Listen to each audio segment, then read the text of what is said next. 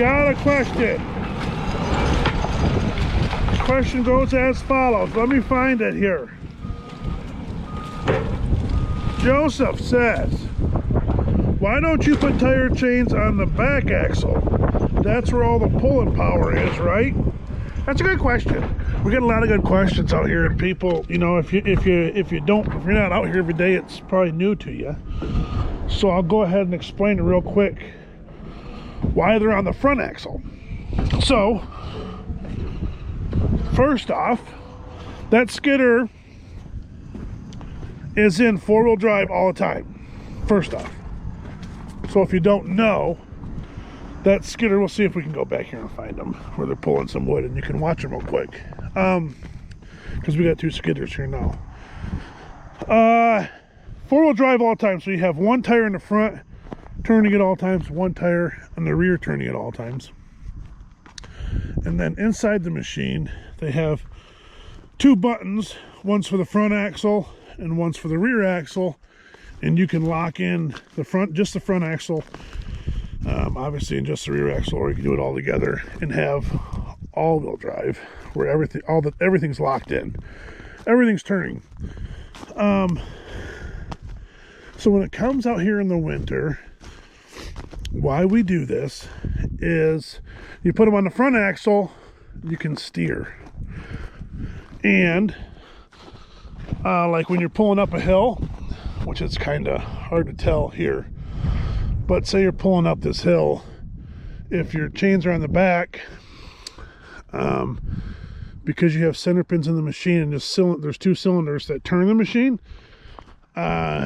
your front would just turn and you would keep going straight whichever way, because your rear tires would have the chains on them and it wouldn't work at all. So that reason, and a long time ago I heard that some people were afraid that they'd snap drive shafts in the back. With all the weight and with your chains,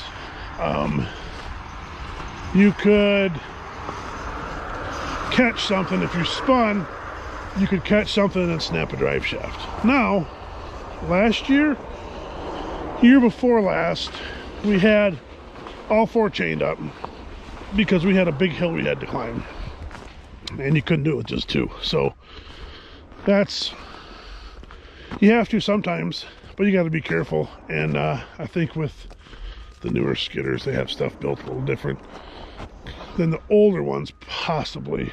So that's how we have them on the front. And you have your engine,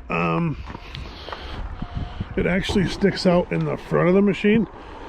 Like some of the older ones, they set on the axle, on the front axle, whereas these skidders, that engine's out in front of that axle, in the belly pan in the front. It sticks way out in the front and down, and which is obviously for balance, stability. And then with them tire chains on, it works real good. We don't have giant hills here, so it's not like we have an issue there. We're not in the mountains. We just have some rolly hills where we're at. And that's the thing, is when I see other people's work other places, hills isn't even this is hills for our area.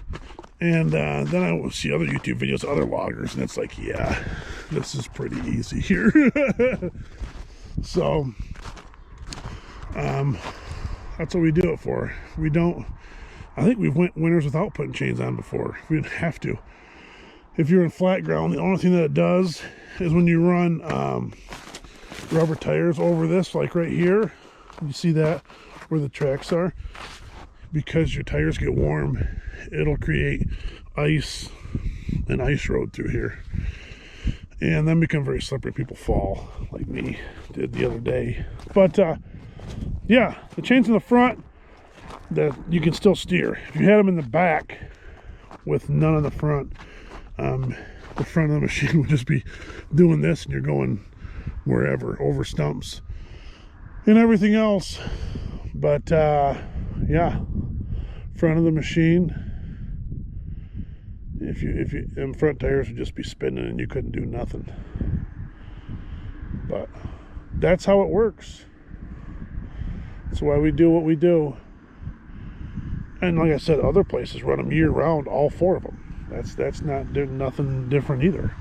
It's just wherever you're located and what you're doing and what you have going on. That's basically it. And all loggers do it different. That's the thing that's really interesting about logging. Everybody's doing something different. And we all call it logging, but it's all something different.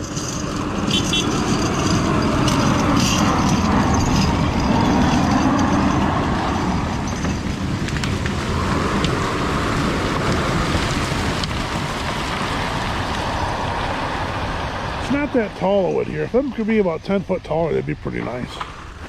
But they're not. But the reason, you got a 2-track here and a 2-track here. That's why they're not skidding down it, they're skidding across it. They can take this to go get the wood. We just don't want them to pull wood on this. So you got some bark up here before they jumped over here. And that'll get bladed out for relief. But that's why you got them on the front. You still have a lot of weight up front. And if you're a good operator, you can do a lot with front chains. Like I've told this story before. Years ago, it would have been, might have been my first winter, first or second winter. I had tire chains on, and I couldn't get up this one hill, we'll call it. And another guy working with us didn't have tire chains on, and literally passed me going up the hill. And I was baffled at what he was doing, so I started to watch.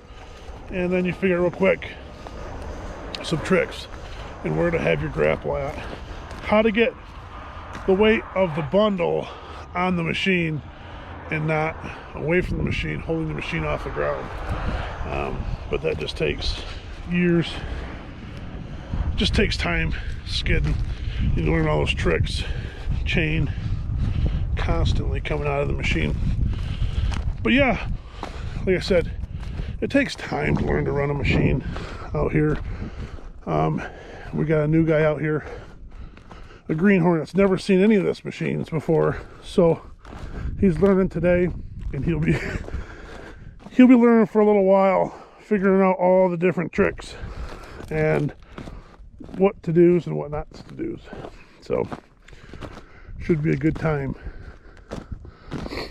There's some cherry pulled up there for morning. I like to have a little bit of gravy for first thing in the morning, because running this thing bright and early when the oil's cold isn't always the funnest thing to do.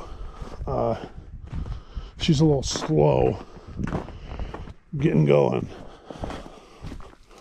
Therefore, if you have some okay stuff, excuse me, to get through, like this cherry here and that maple will be good.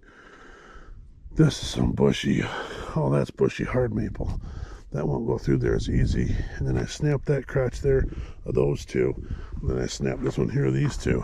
So that'll go through there. It looks ugly, but that'll feed through there fine. But yeah, we had another good day. Thought I almost saw it all the way through that. But hard maple is not fun to chip right now either. She's froze, and let's just say it's not soft. But we pulled the slasher out, got it cleaned up. Got a bunch of logs out of here today. Not a bunch, but got us cleaned up for logs. So tomorrow we got room. We can start filling this back up, and the chipper's running pretty darn good. It has hiccup every now and then. Like, it won't chip wood. I don't know what the deal is, but it'll fight you. And then an hour later, there ain't a tree that won't go through there. I don't know what it is, but it's like it's got a little bit of a mind of its own. And if you run equipment, you definitely know what I'm talking about. Some equipment has a mind of its own, and it's a mystery. It is. So thanks for watching. Hopefully that answers your tire chain question, why we put them on the front compared to the back. So our deer should be showing up any minute when you get done chipping. They start making their way out of the woods and they're eating all the buds, not butts, buds, or is it butts, of the tops of the trees, and they like that. So they're all over, back over there and here, and it's kind of fun to watch them. Just keep rolling, baby.